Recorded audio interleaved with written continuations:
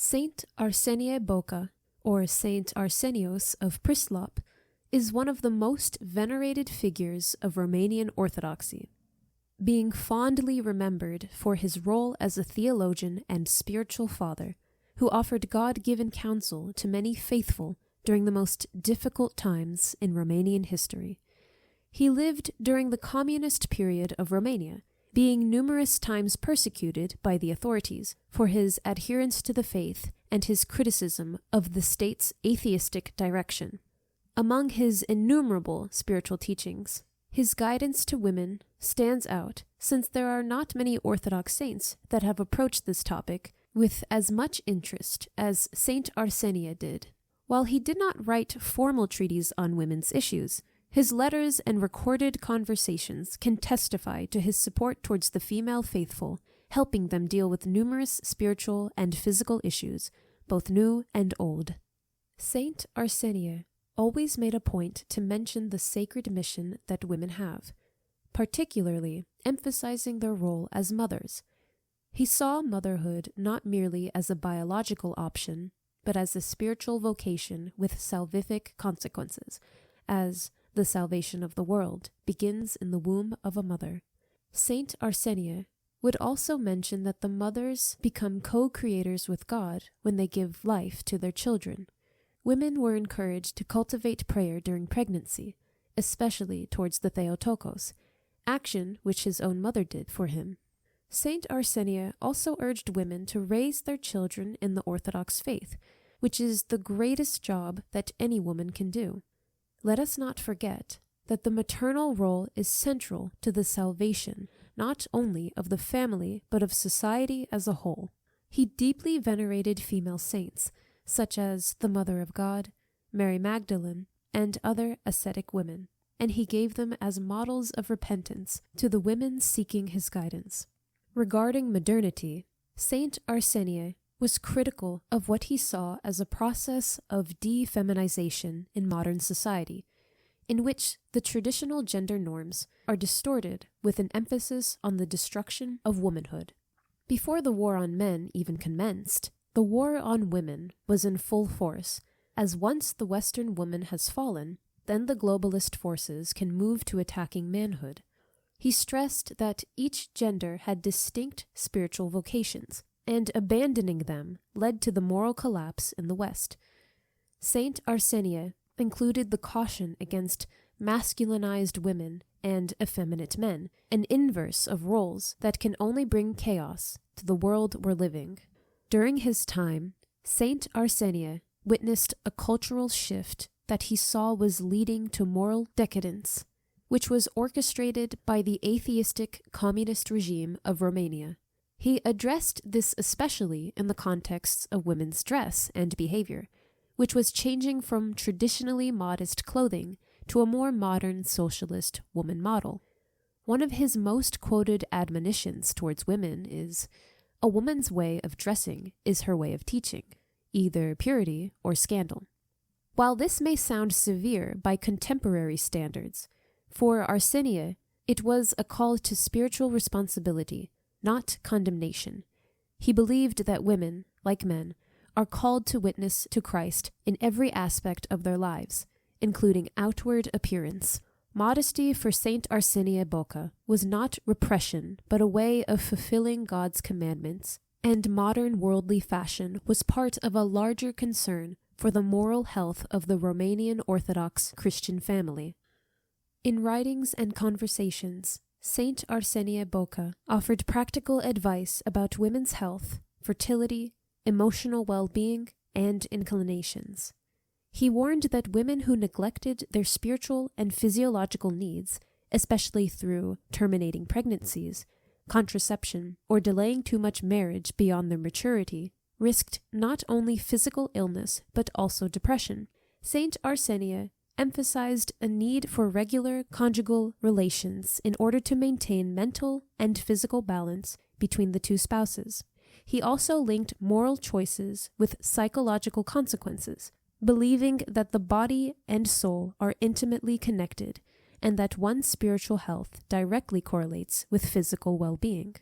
Saint Arsenie advised women to enter marriage and motherhood with discernment and faith in God, as marriage is a spiritual battlefield and the spouses need to be prepared for this important step in life. While Boca was sometimes perceived as strict, in reality, he was very opposed to extremes, neither abuse nor refuse too much, in relation to conjugal relations. This balanced view sought to please both spouses at the same time to protect the dignity of the marriage. In addition to women, Saint Arsenie emphasized that the education of children was a sacred duty entrusted primarily to parents, especially mothers. He often warned that children are like wax, easily shaped by what they see and hear in their earliest years, so parents must take extra care in order to give their children the best spiritual upbringing possible. Thus, he urged mothers to be vigilant in their own conduct and to maintain piety and discipline in the household, as the mother who prays and fasts for Christ will have obedient and dutiful children.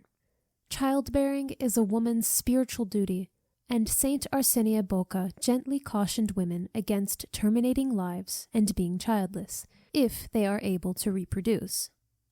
In the last part, we'll mention the deep devotion that Saint Arsenie had for the theotocos, who was seen as the ultimate model for Christian women.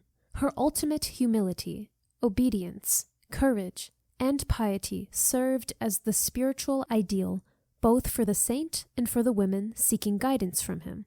Saint Arsenie Boca also venerated other female saints, such as Mary Magdalene and the myrrh-bearing woman, and urged the faithful to do the same, since they will help us with our prayers towards God.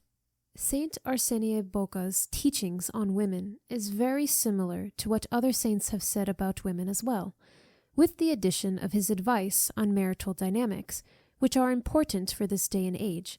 His advice, though stern at times, sought to guide women towards spiritual development and fulfillment within the family unit. In our modern age, some of his words remain controversial, especially for the radical feminists, but beneath Saint Arsenia's rigor lies a profound respect for the very essence of womanhood and the beautiful actions that women can do. In conclusion, seek the guidance of Saint Arsenie Boca and those of female saints in order to better seek God's will towards us, especially in family matters. As always, we shall end this video essay with a multitude of quotes about women and girls by Saint Arsenie Boca of Prislop. What could be less than a mother's prayer for her bud, said with all the fire of her being, that it may not be used in the way it desires? Moreover, all the physical and mental states of the two parents, and especially the mother during the 9 months, are imprinted on the child as tendencies or predispositions which the child will have for his whole life.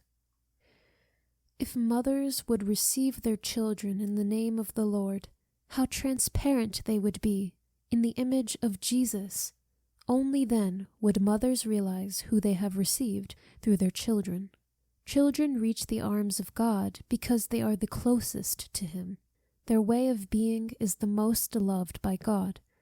The wise understand God as a necessity in explaining the world. Children have Him as a father from the other realm. God and children have the kinship that we, the grown-ups, lose. The saints are great children, and how far we keep from them.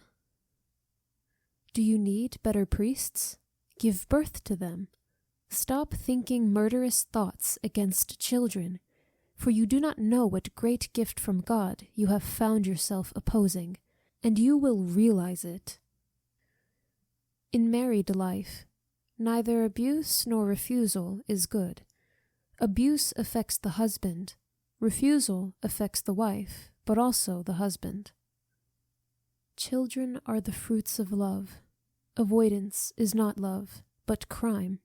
The pursuit of pleasure alone, avoiding the natural purpose of instinct, is vice and sin, and is punished by the law that sees all of man. If you want to have clean children, have intercourse with your man only on Tuesdays and Thursdays. and the other days off. Once you become pregnant, do not have intercourse with your man, not even while you're breastfeeding.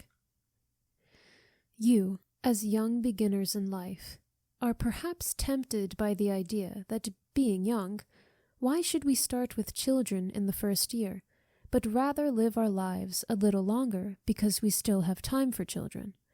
With this thought, if you accept it and take it for granted, you open yourself up to sin and all kinds of troubles that come mathematically. Have children, otherwise women will get cancer. At least 3 or 4 children. You should have another child. A woman needs to be married from the age of physiological maturity, after 20. To maintain her health, she needs male fuel. Women who no longer receive male fuel end up with anxiety, neurosis, aggression, and suicidal thoughts. When you take on the responsibility of bearing children, the Lord of life will help you have what to feed them and will also ensure the honor of your marriage. So, neither abuse nor refusal, but a fair reckoning and a fair and honest coexistence.